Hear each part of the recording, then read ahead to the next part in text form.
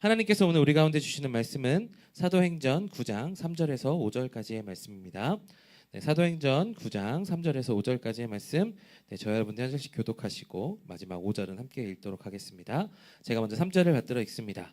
사울이 길을 떠나 다메섹 가까이 도착했을 때 갑자기 하늘에서 빛이 비쳐 그를 둘러쌌습니다. 그때 그는 사울아 사울아 내가 왜 나를 핍박하느냐는 음성을 함께 읽겠습니다. 사울이 주여 누구십니까? 라고 묻자 나는 내가 핍박하는 예수다. 아멘. 기도하겠습니다.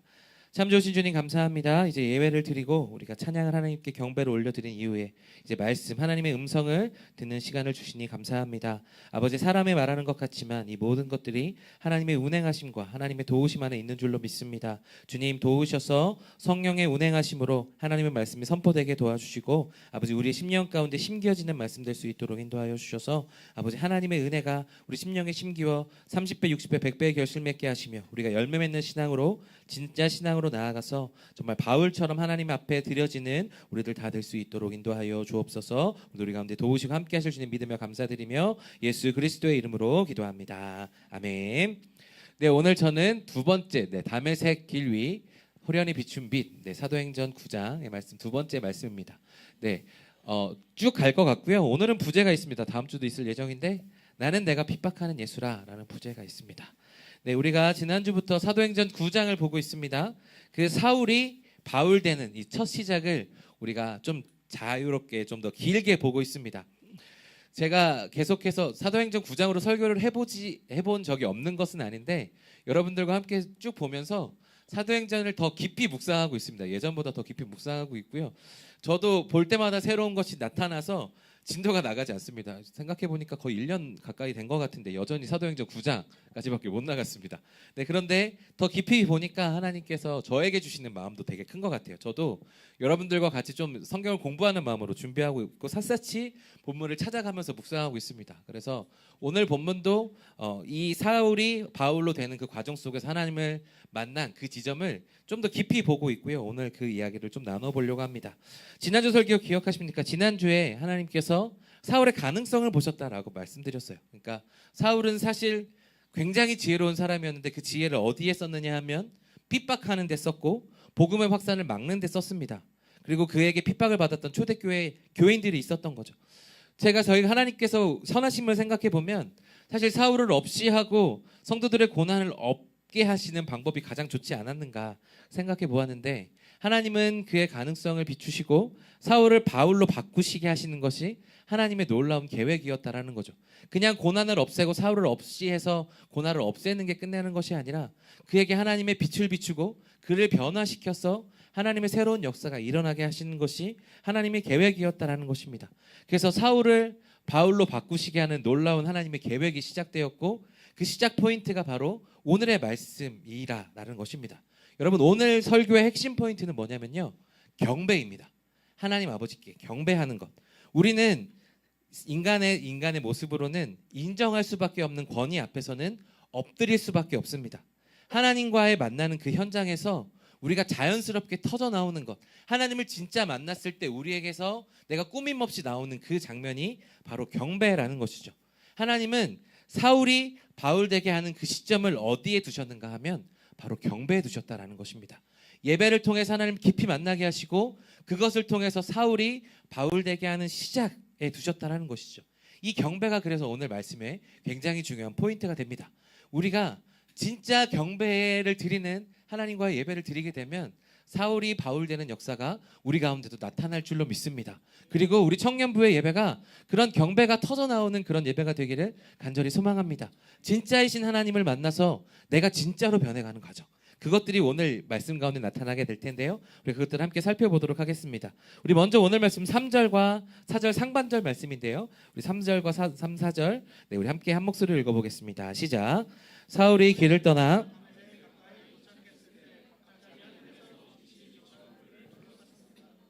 사울이 땅에 쓰러졌습니다. 아멘. 오늘 사울에게 하늘에서 갑자기 빛을 비추었고요. 사울은 땅에 쓰러졌습니다. 완전히 둘러싼 빛, 아주 강력한 빛. 뒤에 말씀을 보면 사울이 눈을 멀 정도의 아주 강력한 빛이 그에게 비추었습니다. 갑자기 하나님께서 그에게 빛을 비추셨고 우리의 계획으로는 상상할 수 없었던 역사가 일어났다는 거죠. 사울이 고난을 주었던 그 일상 속에서 하나님께서 특별한 순간을 만들어내셨는데 하나님께서 사울을 바울되게 하시는 그 특별한 순간이 오늘 나타났다는 것입니다.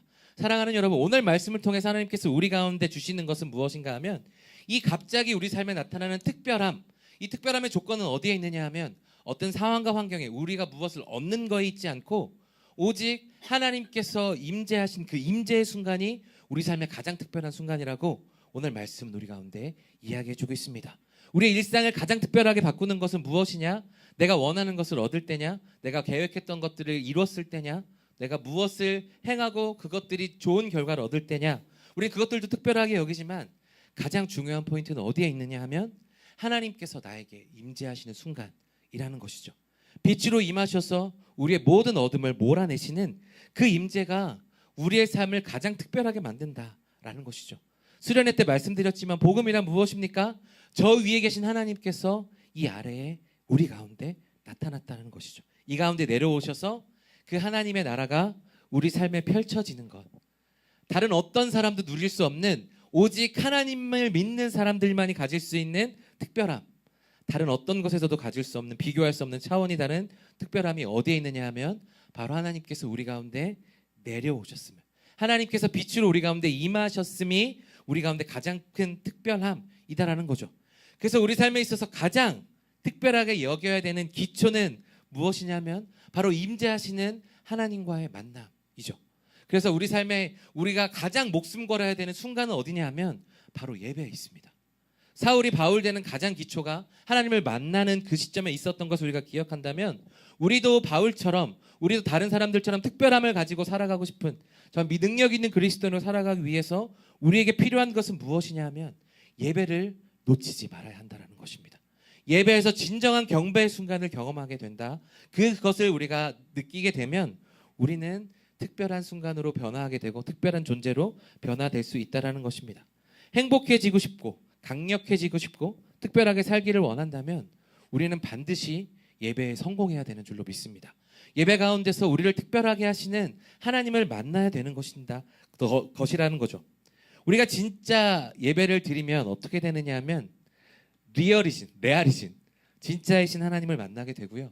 그러면 우리 또한 진짜가 되게 되어 있습니다. 하나님을 만나서 사울이 바울이 되었던 것은 그 전에 있었던 그의 삶의 모든 것들이 없어지고 새로운 하나님의 세우신 바울이 드러났다는 거죠. 오늘 본문을 보시면요, 사울이 빛을 보고 쓰러졌습니다. 빛을 보고 완전히 쓰러졌다는 것이죠. 헬라어 본문을 보면요, 수동적인 쓰러짐이 아니라 능동적으로 쓰러졌다라는 것이에요. 하나님께서 사울을 다리를 걸어서 밀어서 넘어뜨린 거나 그를 머리를 눌러서 넘어지게 하신 것이 아니라 하나님의 그 능력의 그 위험 앞에 스스로 쓰러진 것, 그것이 오늘 쓰러짐이다라고 이야기하는 것이에요. 묵상했을 때 저희 이제 말씀을 묵상하면서 저희 아내랑 이렇게 나누거든요. 어떻게 넘어졌을까를 얘기해봤어요. 근데 저희 아내가 이런 얘기를 하더라고요. 여보, 만약에 사울이 앞으로 넘어졌으면 사울이 쓰러진 거고 뒤로 넘어졌으면 하나님을 쓰러뜨리신 것 같아. 그래서 제가 GPT한테 물어봤어요. 이거 헬라어에서는 어떻게 이야기하고 있니? 라고 물어봤더니 앞뒤 방향은 이야기하고 있지 않대요. 그러나 능동적인 쓰러짐이라고 이야기합니다. 능동적인 쓰러짐은 어떻게 되죠? 우리가 하나님을 만났을 때 쓰러졌다라는 것은 우리가 엎드린다라는 것을 의미합니다. 쓰러졌다. 오늘 무리말 성경은 쓰러졌다라고 표현하고 있는데 개역 개정은 엎드렸다라고 표현하고 있습니다. 그러니까 능동적으로 하나님께서 그를 무력에 의해서, 힘에 의해서 그를 굴복시키신 것이 아니라 그가 스스로 창조주 되신 하나님 앞에 엎드려졌음을 의미한다라는 것이죠. 하나님께서 그에게 나타나셨을 때 자연적으로 엎드려진 것, 스스로 쓰러진 것을 오늘 말씀은 쓰러졌다라고 이야기합니다. 그런데요, 신약에서 예배라는 단어를 쓸 때 사람들이 갖고 온 단어가 있습니다. 차용한 단어가 있는데 새싹고스 들으신 분들은 이것을 기억하셔야 됩니다.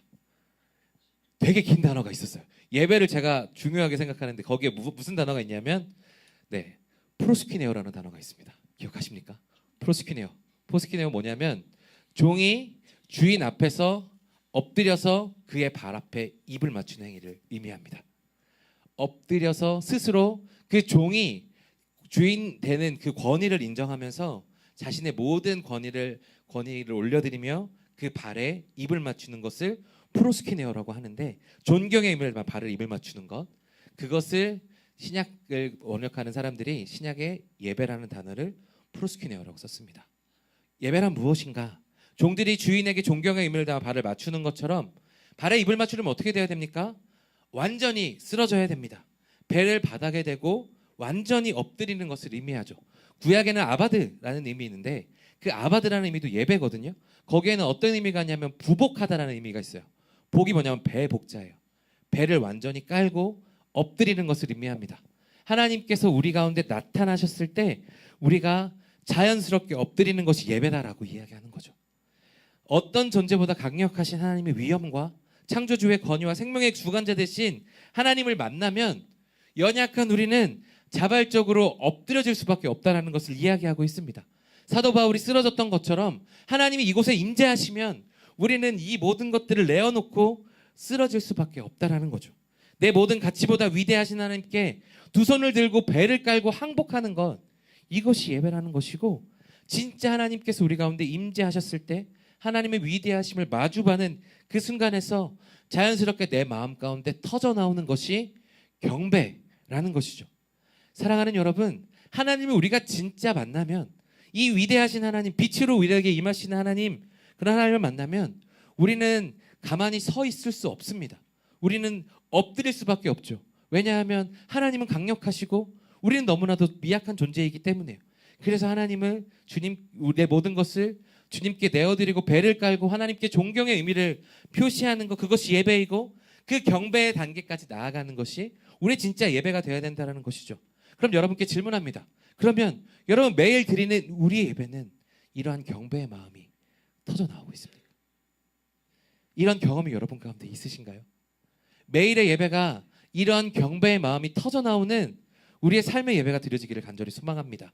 이 경배가 우리 가운데 있어져서 하나님께 내 모든 것을 내어드리고 하나님께 진짜 예배를 매일매일 드리며 살아간다면 우리는 진짜 변화할 수밖에 없을 겁니다.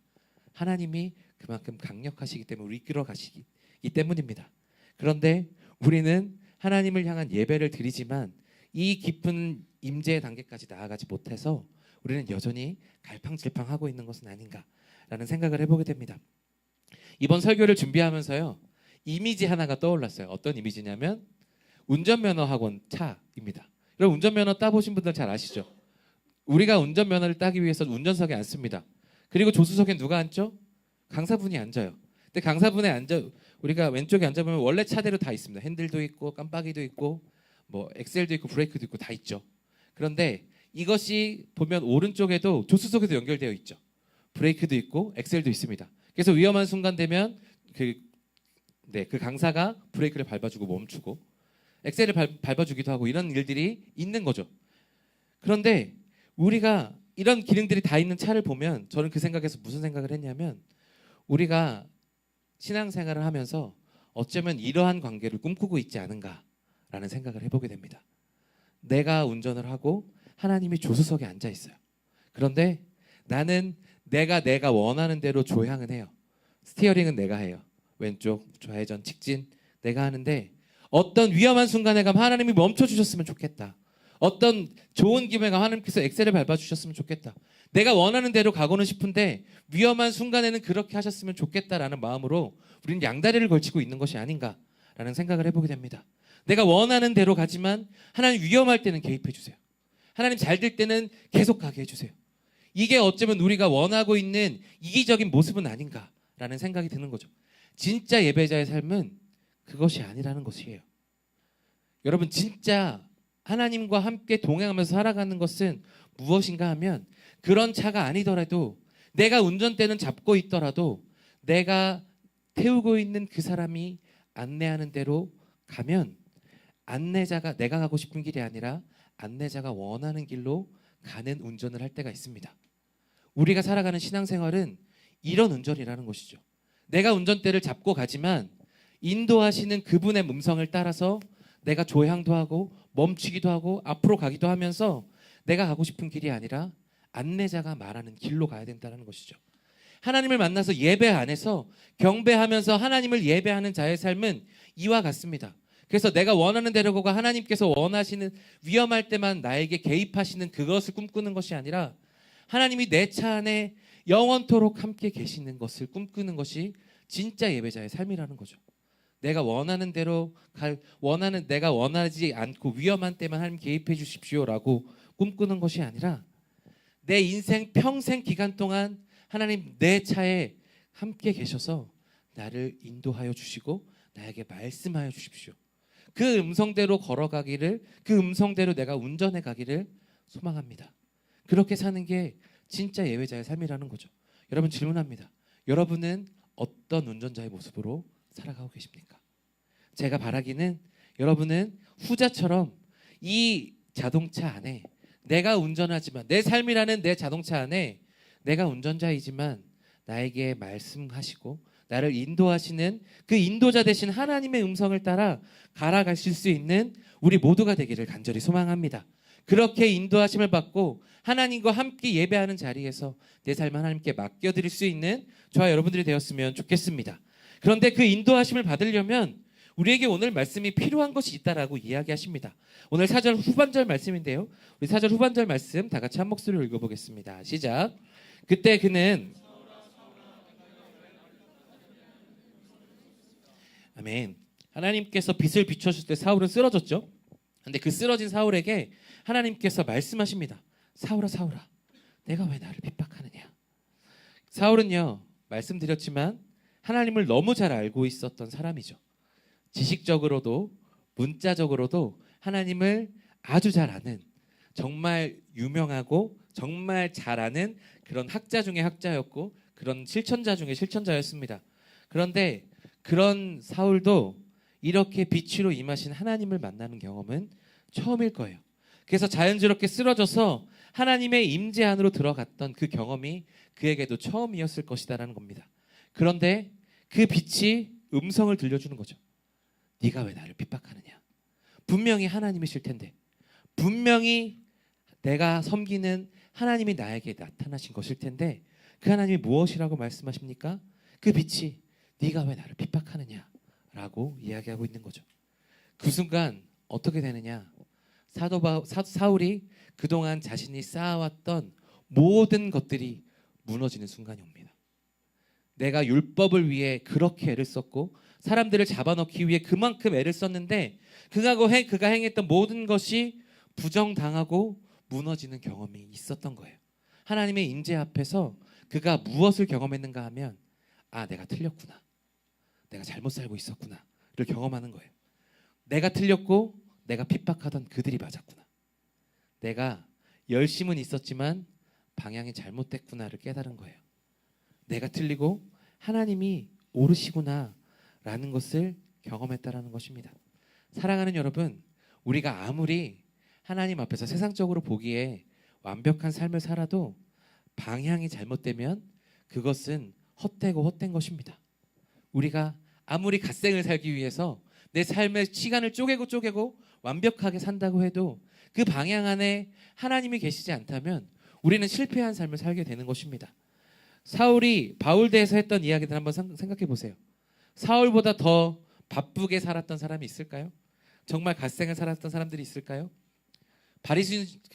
바울이 이렇게 얘기합니다. 나는 바리새인 중에 바리새인이요 베냐민 지파요 가말리엘의 문화생이라고. 그리고 나는 로마 시민권까지 있는 사람이었다라고 이야기해요.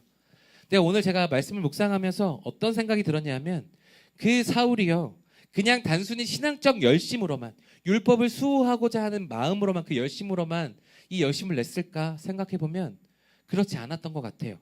이건 제 추측이지만 묵상하면서 느껴지는 하나님의 제 마음이지만 바리새인으로서 젊은 나이에 인정받고 싶은 욕구도 있었던 것 같아요. 그렇지 않고서는 사도행전 7장에 스데반의 죽음을 굳이 책임지는 자리에 그 젊은 사람이 서 있을 수 없다라는 거죠. 그리고 예루살렘도 아닌 다메섹까지 자신이 핍박하러 가겠다, 그들을 잡으러 가겠다라는 공문도 받으려 하는 것을 보면 그가 자신이 수호하고 있는 것을 지키기 위해서 얼마나 수많은 노력을 기울였고 그 노력을 통해서 젊은 나이에 내가 정말 더 깊은 데로 가말리엘보다 더 유명한 사람이 되었거나 아니면 젊은 나이에 사내들인 공의원이 되기 위해서 정말 많은 노력을 했었던 사람이 아니었을까라는 생각이 듭니다.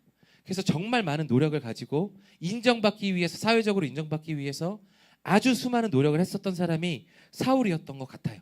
그런데 그가 하나님을 만나자마자 어떻게 됐느냐? 하나님 말씀하시죠. 지금 네가 가고 있는 방향이 틀렸다 라고 말씀하십니다. 하나님을 위한 방향이었다고 생각했는데 전혀 아니었던 거죠. 내가 지금까지 노력했고 쌓아왔던 모든 것들이 한 번에 부정당하는 그런 순간이죠. 하나님을 위한 방향이라고 생각했지만 전혀 아니었고 그저 내가 원하는, 내가 생각에 옳은 그 신념을 가지고 있었던 것이 사울이었다라는 거예요. 사랑하는 여러분, 요즘 가짜뉴스가 판치는 이유가 무엇입니까 하면, 왜 그러냐 하면 내가 믿고 싶은 이야기를 해주기 때문이가 아니에요. 그래요. 팩트가 아니고요. 정확한 팩트가 아니라 내가 듣고 싶은 이야기들이 그 뉴스에서 해주니까요. 그 이야기를 믿어버리는 거죠. 나는 이게 맞다고 생각해. 그러니까 내 신념에 내가 믿고 싶은 것이 중요하다는 거죠. 진짜 팩트가 중요한 게 아니고 내가 믿고 싶은 사실이 중요한 겁니다. 사도 바울이 하나님께 올바른 방향이 아니라 그 당시에 사람들이 원했고 내가 원했던 방향이 맞다라고 생각했던 그 신념에 맞춰서 움직였다라는 것이에요. 그것이 사도 바울의 잘못됐던 시점이고 하나님 경배 안에 들어갔을 때 이 모든 것이 부정되는 이 사건이 나타났다는 것입니다. 사랑하는 여러분, 하나님의 임재 안에, 그 강력한 임재 안에 들어가면 우리는 변화되게 되어 있는 줄로 믿습니다. 그런데 그것이 어떻게 변화되느냐 하면 내가 틀렸다라는 것을 인정할 수밖에 없어요. 하나님 아닌 내 욕심으로 가고 있었던 것이 아니라 내가 원하는 대로 가고 있었군요. 내가 원하는 대로 내가 운전하면서 살아가고 있었군요를 인정하게 됩니다. 그것이 하나님의 임재 가운데 나타나는 경험이라는 겁니다. 그렇게 하나님께서 그것을 알려주시면 우리는 그것을 돌이켜서 하나님께서 원하시는 방향으로 갈 수 있도록 하시는 것이 하나님의 임재와 하나님의 경배라는 거죠. 이것이 예배 가운데 일어나는 과정이라는 겁니다. 그런데 그 과정이 우리에게 너무 아파요. 내가 그동안 쌓아왔던 것이 완전히 부정되는 그 순간이 참으로 어렵다라는 거예요. 사울이 모든 것이 무너져 버리는 거죠. 아프고 힘든 일이에요.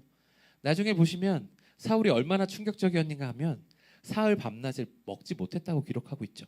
굉장히 충격적인 일이죠. 그렇게 자신의 모든 것들이 부정당하는 상황 가운데 놓였다라는 거예요. 그러나 그 예배 가운데 내가 틀렸다라는 그 경험을 해야만 살아나는 겁니다. 하나님 앞에서 제가 틀렸군요.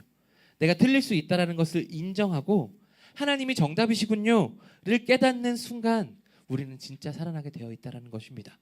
예배 가운데 그렇게 우리 삶이 조정되고 그렇게 하나님을 향해서 우리가 발걸음을 계속해서 옮기게 되면 하나님은 그 임재 가운데서 잘하고 있다 격려도 해주시는 분이십니다. 매일의 삶 가운데 너 맨날 틀렸어라고 말씀하시는 분이 아니고요. 잘 가고 있으면 그래 잘하고 있다. 지금 이대로 쭉쭉 가자라고 또 격려해 주시는 분이 바로 우리 주님이세요. 그래서 하나님은 잘못 갔을 때 바로 잡아주시고 잘 가고 있을 때 격려해 주시는 분입니다. 이 모든 것이 언제 가운데 일어나냐면 예배에서 하나님을 만나는 진정한 경배 가운데서 일어나게 되는 줄로 믿습니다. 여러분, 이러한 인도하심을 받는 예배 가운데 우리 모두가 나아가기를 간절히 소망합니다. 하나님께서 여러분 가운데 임재하셔서 여러분의 삶을 인도하시고 내 잘못된 방향을 새롭게 밟을 수 있도록 조정해 주시고 지금 가고 있는 방향을 잘 가고 있다고 격려받을 수 있는 우리의 모든 시간이 되기를 간절히 소망합니다. 그리고 한 가지 더, 임재 안에서 하나님께서 굉장히 중요한 사실을 깨닫게 하여 주시는데요. 그것이 5절 말씀입니다. 5절 말씀입니다. 우리 5절 말씀도 다 같이 한 목소리로 읽어볼게요. 시작. 사울이 주여 누구십니까? 라고 묻자 나는 내가 핍박하는 예수다 라고 이야기하십니다. 음성을 들은 사울은 질문했습니다. 하나님 누구십니까? 주여 누구십니까? 그랬더니 예수님께서 말씀하시죠. 나는 네가 핍박하는 예수다. 사울이 마지막으로 확인한 것 같아요. 분명히 하나님이신 것 같은데, 분명히 하나님이신데, 분명히 내가 알고 있는 그분이신데, 오 주님 당신이십니까? 하나님 당신이십니까? 라고 물어봤습니다. 그래서 저쪽에서 대답하죠. 나는 네가 핍박하는 예수다. 이런 위험은 분명히 하나님인데, 근데 그 빛에서 오는 이야기가 무엇입니까? 하나님이 아니라 네가 핍박하는 예수라. 그 영광의 빛이 하나님이 아니라 예수님이라고 이야기하십니다. 이 말을 들은 사울은 어땠을까요? 자신의 죄가 드러난 거죠. 그리고 그런 생각이 들었을 겁니다. 아, 내가 하나님 앞에서 죽을 죄를 지었구나. 스데반의 죽음의 책임이 나에게 있는데 하나님 그 임재 앞에 내가 죄가 아주 소스라치게 무섭게 다가오는 거죠. 큰일 났다. 나 이제 죽어야 되겠구나. 죽을 수밖에 없구나. 라는 것을 깨닫는 거죠. 이사야 6장에 보면 이사야가 하나님의 보좌를 보면서 하나님을 만났을 때 처음 외쳤던 말씀이 무엇입니까? 화로다. 나여 망하게 되었구나. 내가 입술이 범죄한 백성에 살면서 하나님을 직접 만나게 되었구나. 내가 죄 중에서 하나님을 만났구나 라고 생각하면 나 이제 망했다. 나 이제 죽었다. 라고 했을 것입니다. 사울도 마찬가지였어요. 그 하나님의 위험 앞에 네가 핍박하는 예수다 라는 이야기 앞에 내가 꼼짝없이 죽었구나라고 생각이 들었을 거예요. 그런데 반전은 무엇이냐? 그 임재 앞에서 죄 있는 우리가 죽지 않았다라는 겁니다. 하나님의 임재 앞에서 내가 내 죄를 깨달았는데 죽지 않았어요. 왜 죽지 않았을까요? 그것은 바로 예수님의 사랑 때문입니다. 내 죄를 위해서 대신 죽으신 예수님께서 사울에게 말씀하시는 거죠. 네가 나를 핍박하느냐? 너 죄인이지. 그러나 나는 너를 죽이지 않을 거야. 나는 너를 변화시킬 거고 나는 너를 통해서 새로운 역사를 이뤄나갈 거야 라고 말씀하시는 거죠. 사랑하는 여러분, 하나님의 임재는요, 우리의 죄가 어떻게 돼 있는지 낱낱이 드러내세요. 그러나 그 임재 안에서 죄로 죽을 수밖에 없었던 우리를 살리신 그 사랑이 그 임재 안에서 아주 드라마틱하게 살아나는 것이 바로 하나님의 임재입니다. 그 예배 가운데 우리는 죽을 수밖에 없는 죄인이었지만 하나님은 우리를 살리신다라는 거죠. 스데반도 죽였던 그 사울도 하나님께서 살리셨다라는 겁니다. 여러분, 구약 시대 때요, 대제사장이 1년에 한 번 휘장을 지나서 지성소로 들어갑니다. 대속죄일에 7월 10일에 들어갑니다. 근데 어떻게 들어가죠? 허리에 줄을 묶고 방울을 달고 갑니다. 움직이면 방울 소리가 들리고 죽으면 그 방울 소리가 안 들려서 끄집어내야 되기 때문에요. 그런데 그렇게 준비하고 휘장을 지나서 지성소로 들어갔다고 한번 상상해 보시죠. 그래서 딱 들어갔는데 모든 절차를 마쳤는데 안 죽었어요. 그럼 마음이 어떨까요? 엄청 기쁘지 않을까요? 완전 축제인 거죠. 너무 기쁜 거죠. 나도 죽을 수 있는 사람이었는데, 나 죄인 중에 있는 사람들인데 하나님이 나를 살리셨구나 라는, 그리고서 그것이 끝나면 축제가 일어납니다. 그것이 대속죄일의 축제거든요. 우리 마찬가지입니다. 사울도 똑같이 하죠. 내가 하나님 앞에 너무나 큰 죄를 지었고 내가 능력 앞에, 그 임재 앞에 내가 머물렀는데 여전히 내가 살아있어요. 말이 안 된다고 생각했을 거예요. 그런데 다음 주에 이어지는 장면을 보면 하나님께서 사울을 변화시키셔서 앞으로 내가 무엇을 해야 될지 알려주시겠다라고 말씀하세요. 그것이 하나님의 계획이었고 그것이 하나님의 임재 안에 나타난 것입니다. 다음 주에 그것을 좀 더 자세하게 알려보고요. 사랑하는 여러분, 우리가 그래서 기억해야 될 것은 무엇인가 하면, 우리는 예수님의 그 사랑 때문에 죽어야 할 죄인이지만 죽지 않아요. 그리고 그 예배 안에서 하나님의 사랑을 누릴 수 있는 사람이 되는 거죠. 그것이 우리가 누릴 수 있는 가장 큰 축복인 줄로 믿습니다. 그것이 우리의 가장 큰 기쁨인 줄로 믿습니다. 사랑하는 여러분, 예수님께서 죽으셨을 때 휘장이 찢어졌어요. 그리고 하나님께서 말씀하시는 거죠. 지금은, 이전에는 여기서만 예배를 드렸다면 이제는 성소와 지성소의 구분이 사라졌어요. 어디서든지 하나님을 예배할 수 있는 공간이 우리 가운데 열려졌음을 선포합니다. 그런데 반대로 무엇입니까? 모든 곳이 죄를 지으면 죽을 수 있는 지성소 안에 살아가고 있는 거예요. 모든 곳이 예배를 드릴 수 있는 지성소이지만 반대로 언제든 죽을 수 있는 그곳에서 우리는 살아가고 있죠. 그런데 여전히 죄를 짓지만 우리는 죽지 않습니다. 왜? 하나님이 우리를 사랑하시니까요. 그런데 그럼에도 불구하고 우리는 자꾸 잊어버립니다. 하나님이 그렇게 우리 가운데 임재하시는 그 순간을 잊어버리고 하나님께서 나를 살려주셨다는 것을 자꾸 잊어요. 그리고 하나님께서 나를 보고 계시지만, 내가 죄를 짓는 것도 알고 계시지만, 참고 계시는 것을 알고 있지만 우리는 그것을 역이용하면서 살아갑니다. 그래서 내가 내 눈을 가려놓고 하나님 죄 지을 때는 안 보시죠? 라고 우리 스스로 생각하고 그렇게 우리는 죄를 짓는 것이 아닌가라는 생각이 듭니다. 제가 몇 번 말씀드렸지만 유기성 목사님께서 우리가 죄를 짓는 이유는 무엇인가 하면 우리가 예수님이 나와 함께 살아계시다라는 것을 믿지 않기 때문이라고 이야기하세요. 내 눈앞에 누군가가 있으면 우리는 죄를 짓지 않거든요. 혼자 있을 때 죄를 짓습니다. 그런데 예수님이 내 앞에 살아계시다라고 우리가 믿으면 우리는 죄를 지을 수가 없죠.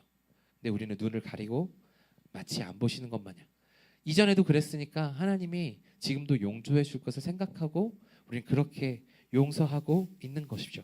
그렇게 그것을 역이용하고 있는 것이죠. 그런데 하나님이요, 다 아시면서도 눈 감아주세요. 하나님, 이게 사랑인 것 같아요. 다 아시지만 눈 감아주시고, 다 아시지만 우리를 받아주시는 거예요. 왜 그렇게 하시냐면요, 그 사랑을 깨닫고 오늘 사울이 그 빛 앞에서 능동적으로 엎드려서 하나님 앞에 경배하는 모습이 우리 가운데 있기를 바라시거든요. 진짜 예배를 드려보자. 예, 사랑하는 아들아, 사랑하는 딸아, 내가 너의 죄를 다 알아. 그러나 내가 너를 죽일 수 있지만 죽이지 않는 이유는 내가 너와 함께 살아가고 싶어서고, 나의 그 임재 안에 들어와서 나와 함께 거하는 그 순간, 그 경배의 순간을 매일매일 세우고 살아가면 내가 너에게 특별한 일들을 열어줄 거야. 그 경배의 순간으로 들어오지 않겠니? 라고 초대하시는 것이 바로 하나님께서 우리를 살려주시는 이유입니다.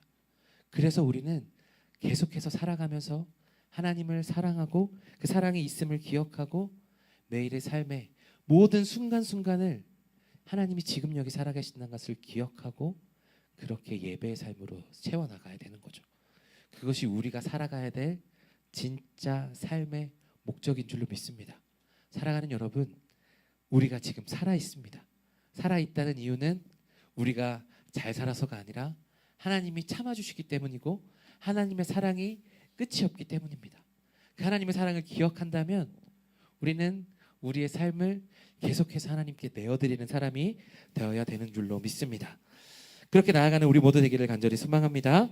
말씀을 맺습니다. 여러분, 웨스트민스터 소요리 문답 첫 번째, 사람의 첫째 떼고 가장 높고 큰 목적은 무엇이냐라고 이야기하는가 하면 그 가장 큰 목적은 하나님을 영화롭게 하고 영원토록 온전히 하나님을 즐거워하는 것이다라고 이야기합니다. 하나님이 우리를 통해서 영화를 받으신다라고 이야기하세요. 그런데 우리가 이것을 보면서 오해할 때가 있어요. 사울처럼 살아갈 때가 있다라는 거예요. 하나님을 기쁘시게 하기 위해서 내 삶을 온전하게 세워야 된다라고 생각합니다. 하나님을 기쁘시게 하는 게 우리의 목적이라고 생각합니다.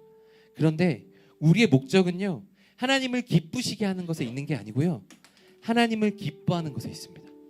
하나님을 사랑하는 것에 있다라는 것이에요. 영원토록 온전히 주님과 즐거워하는 것이에요. 아까 운전 말씀드렸죠. 그 자동차 안에 하나님의 말씀을 듣고 함께 거하는 것을 나는 즐거워하고 있느냐, 아니면 나는 거기에서 하나님을 내어버리고 필요할 때만 찾고 나는 내 운전장, 내 원하는 내 차 안의 공간을 만들고 있지 않은가. 그러나 하나님께서 우리 가운데 영화를 받으시는 것은 우리의 행동으로, 우리의 행위로 받으시는 것이 아니고요, 우리가 하나님을 사랑할 때, 온전히 영원토록 하나님을 즐거워할 때, 그때 진짜 하나님을 사랑하게 되어 있는 줄로 믿습니다.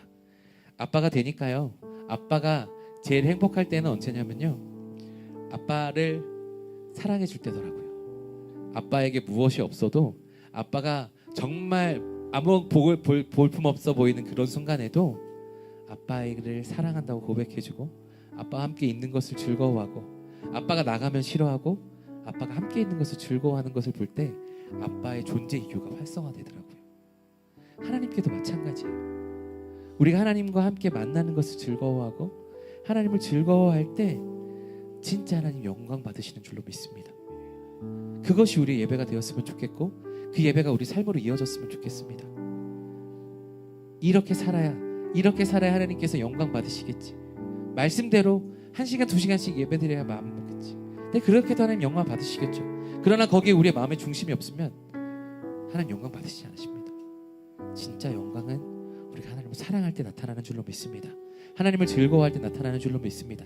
그렇게 나아갈 수 있는 저와 여러분들 되기를 간절히 소망합니다. 우리 말씀을 기억하면서 함께 찬양하겠습니다. 여러분, 사도 바울이 변할 수 있었던 결국 그 경배는 하나님의 사랑으로 시작되었습니다. 그를 변화시키신, 사울에서 바울로 변화시키겠다고 결단하시고 그 계획을 이루어가시는 그래서 그 가운데 임재하신 하나님의 사랑이 있었기 때문인 줄로 믿습니다.